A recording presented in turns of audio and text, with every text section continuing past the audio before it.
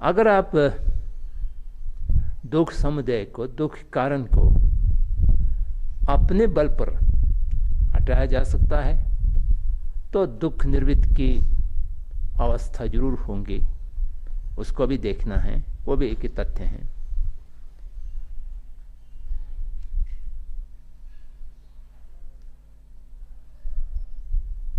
आपका सिर दर्द हो रहा है, आपके सिर में दर्द है और सिर दर्द का कारण कोई रोग है,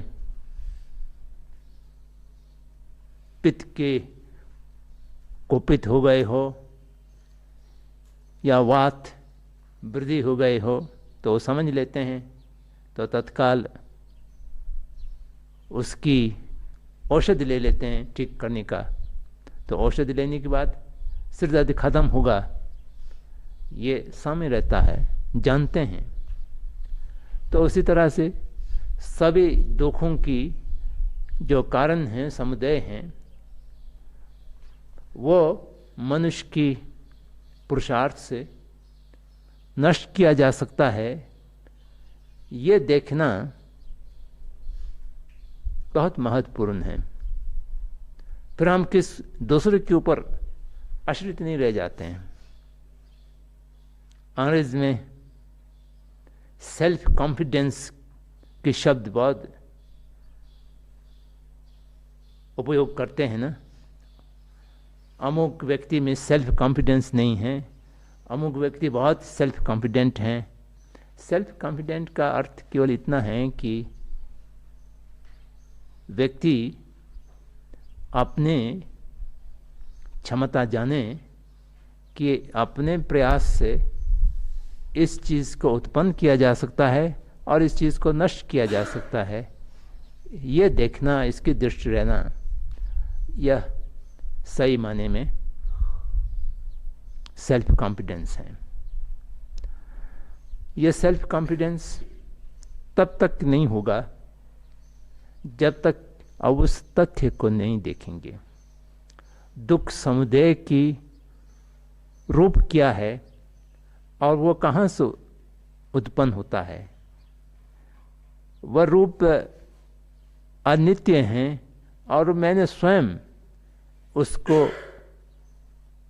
उत्पन्न किया है। ये दो चीज जब आप देखेंगे तब झट से समझ, अच्छा ये तो मैंने बनाया हुआ है तो मैं इसको हटा सकता हूं। ये टेबल मैं ले करके यहाँ पर रखा हुआ हूँगा तो मुझे मालूम है कि मैं इसको उठा करके बाहर भी फेंक सकता हूँ। अगर हमने उठा कर नहीं लाए हैं तो आप सोचेंगे ये बहुत भारी होगा, शायद मैं नहीं उठा पाऊंगा, 2-3 आदमी मिल करके इसको उठाना होगा। कर्म और क्लेश की उत्पत्ति मैंने स्वयं किया है, इस तथ्य को जब देख लेते हैं तो बस ये तो मैंने ही किया हुआ, मैं इसको अभी ठीक कर देता हूँ, तो उसकी सेल्फ कॉन्फिडेंस अपना आप आ जाते हैं और फिर वो दुख निरोध के सत्य को देखते हैं। दुख निरोध के सत्य को देखते हैं, दुख समुदाय को नष्ट करने की संभावना को देखते हैं। तब फिर तीसरा प्रश्न उठता है, फाइनल प्रश्न उठता है कि उसका मार्ग क्या है, उसका उपाय क्या है। मुझे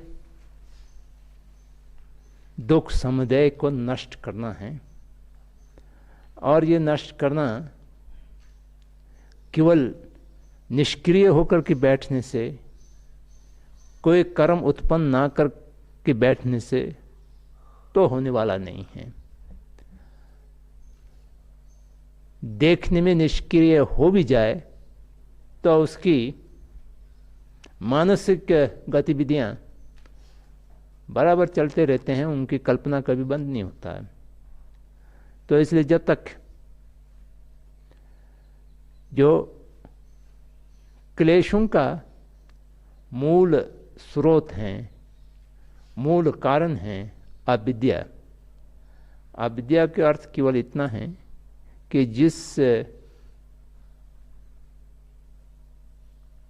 मन, जो चित्त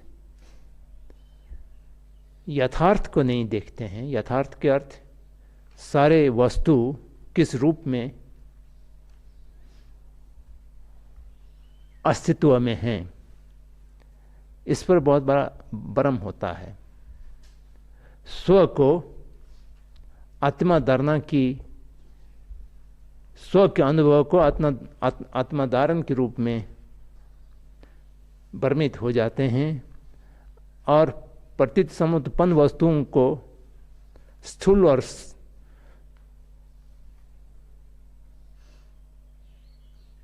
अपने सत्ता पर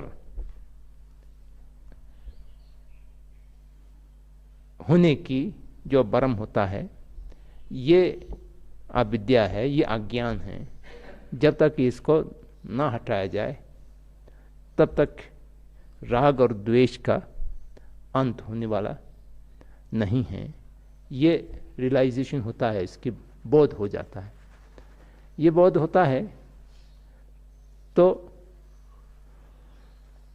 उसके लिए एक मार्ग हमें अपनाना होगा, और जो मार्ग हमें अपनाना है उसका कर्म क्या होगा? उसका कर्म बहुत सरल है। जो साधारण मानसिक जो हमारे पास हैं, यह यथार्थ को देखने की क्षमता नहीं है, क्योंकि ये बहुत सा भ्रम से ग्रस्त हैं, और उन भ्रम को हटाने के लिए चित्त की दृष्टि का शक्ति है, क्षमता है, उसको वृद्धि करना होगा। वो कैसा वृद्धि होगा? अभ्यास के माध्यम से। चित्त बहुत चंचल हैं, कहीं पर भी एक अगर होकर के स्थिर नहीं होता है। इस चंचलता से हटा करके एक जगह पर इस चित्त को स्थिर करना है। तो उसके लिए दो सीढ़ियां चढ़ना होगा। पहले साधारण बाह्य चंचलता से निवृत्त होने के लिए एक अनुशासन की और एक शील की आवश्यकता है। तो जिसको शील के रूप में कहा गया है, इसको मोरालिटी के रूप में भी समझा जा सकते हैं, इसको डिसिप्लिन के रूप में भी समझा जा सकते हैं। कर्तव्य क्या है और अकर्तव्य क्या है, इसकी जान के साथ अकर्तव्यों को नहीं करना, कर्तव्यों को करना, निभाना, जिसको शील करते हैं, ये पहला सीढ़ी है। और उसके बाद जो बाह्य चंचलता से हम शील के माध्यम से थोड़ा शांत कर लेते हैं, तो फिर चित्त को एकाग्र होने के लिए शमथ या विपश्यना के माध्यम से समाधि को प्राप्त करने की, आजकल तो सब लोग मेडिटेशन कहते हैं इसको, meditation master, meditation hall, meditation कक्ष, अब तो हर जगह मेडिटेशन की। तो मेडिटेटिव माइंड, समाधि, ये इसका दूसरा सीढ़ी है। जब आप समाधि प्राप्त हो जाते हैं तो आपके सारे मन फोकस हो जाते हैं, जैसा सूरज का किरण किस शीशा के माध्यम से बहुत फोकस करते हैं तो नीचे कागज भी जल जाते हैं। तो उस तरह से मन जो है एक तथ्य पर एकदम एकाग्र होकर के देख सकें, तो उस समय फिर यथार्थ को देखने की क्षमता मिल जाता है और देख लेते हैं। तो उसको प्रज्ञान कहते हैं। शील, समाधि, प्रज्ञान, ये उपाय हैं या मार्ग हैं दुख समुदाय को समाप्त करने का। शील समाधि प्रज्ञान हर कार्य को संपन्न करने के लिए आवश्यकता है। तो दुख समुदाय को समाप्त करने के लिए तो ये तीनों की बिना नहीं होगा। दैनिक कार्यों को देखें, जैसा आपको एक अच्छा भोजन पकाना है या एक अच्छा चाय बनाना है, तो इसलिए आपको एक अनुशासन चाहिए। पहला कौन डालना है, बाद में कौन डालना है, कितना मात्रा में डालना है। तो उस अनुशासन से आप नहीं करेंगे, आग ऊपर रख देंगे, पानी नीचे रख देंगे, तो कभी वो उबलेगा नहीं। तो इसलिए वो एक अनुशासित ढंग से जो कुछ करना है वैसा ही करना होगा। अब वो करते समय आपको ध्यान देना होगा। ध्यान नहीं देने से तो आप गिर जाएंगे, आपके दूध बह जाएंगे या क्या कुछ घटनाएं घट जाएंगे। तो वहाँ पर आपको ध्यान भी देना होता है और उसकी जानकारी भी होना होता है कि कैसा होना है, कैसा नहीं होना है, कितना चीनी डालना है, कितना दूध डालना है, कितना चाय के पत्ती डालना है। इसका ज्ञान नहीं होगा तो आप चाय नहीं बना पाएंगे। एक कप चाय बनाने के लिए भी कुछ शील की ज़रूरत है, कुछ ध्यान की ज़रूरत है, समाधि की ज़रूरत है और कुछ ज्ञान की ज़रूरत है। ये तीनों जब आएगा तो एक अच्छा चाय बन सकते हैं। तो एक दुख निवृत्त पाने के लिए शील समाधि प्रज्ञान तीनों इकट्ठे नहीं होगा तब तक नहीं होगा। तो बुद्ध ने सारे अपने मार्ग को ये तीन शिक्षाओं में, शील की शिक्षा, समाधि की शिक्षा और प्रज्ञान की शिक्षा में मार्ग के सत्य के रूप में हमें दर्शाया है। तो इसलिए ऐसा करके हम बुद्ध वाङ्मय को देखेंगे तो इतना संक्षेप में है। दुख है, दुख निवृत्त पाना है, उसके लिए एक मार्ग चाहिए। मार्ग में शील है, समाधि है, प्रज्ञा है। बस ये कंडेंस्ड मीन की तरह अगर हम संपूर्ण बौद्ध वाङ्मय को देखें तो ऐसा सरलता से देखा जा सकता है।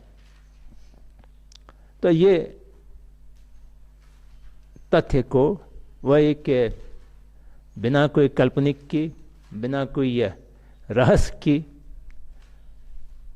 जो कुछ दुनिया में घटनाएं घटित हो रहा है देखते हैं, छू सकते हैं, अनुभव कर सकते हैं, उन तथ्यों के आधार पर तथागत सम्यक संबुद्ध ने चार आर्य सत्य की उपदेशना किया है।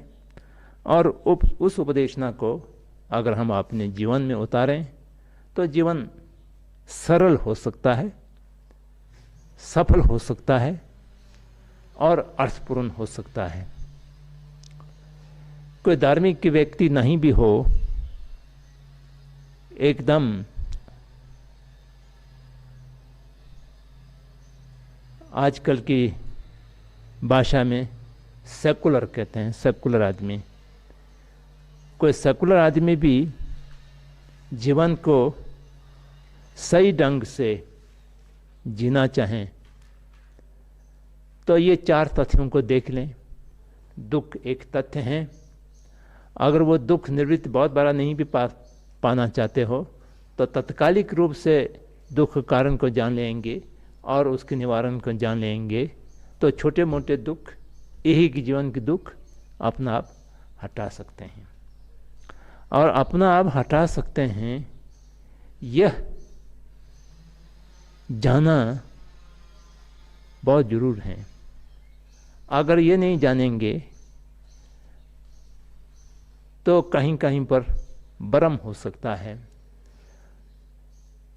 कर्म और कर्म फल की बातों में भी कार्य कारण भाव की सिद्धांत से कोई भी कर्म किया गया है उसका फल अवश्य होगा। ये सिद्धांत से हम नकार नहीं सकते हैं, ये एक तथ्य हैं। लेकिन ये भी तथ्य हैं कि जब कर्म के फल कहीं पर उत्पन्न होता है तो उसको संशोधन नहीं किया जा सकता है, ये नहीं मानना चाहिए। जो कर्म हो गया है वो फल देने से पहले नष्ट नहीं किया जा सकता है, ये भी नहीं मानना चाहिए। तो इसलिए कर्म फल का सिद्धांत मनुष्य की इच्छा की अंतर्गत ही रहता है। वो मनुष्य की इच्छा की और मनुष्य की समर्थता की बाहर नहीं है। अगर ये नहीं समझेंगे तो आप कर्म कर लिया है तो आप हमको भोगना ही है, ये नहीं मान लेना चाहिए। ये तथ्य नहीं है। माना नहीं माना तो कोई दूसरी बात है, ये तथ्य नहीं है। कर्म फल सही है और उतना ही सही है इसको मनुष्य करते हैं, और ये भी इतना ही सही है मनुष्य उसको सुधार सकते हैं, संशोधन कर सकते हैं, नष्ट भी कर सकते हैं।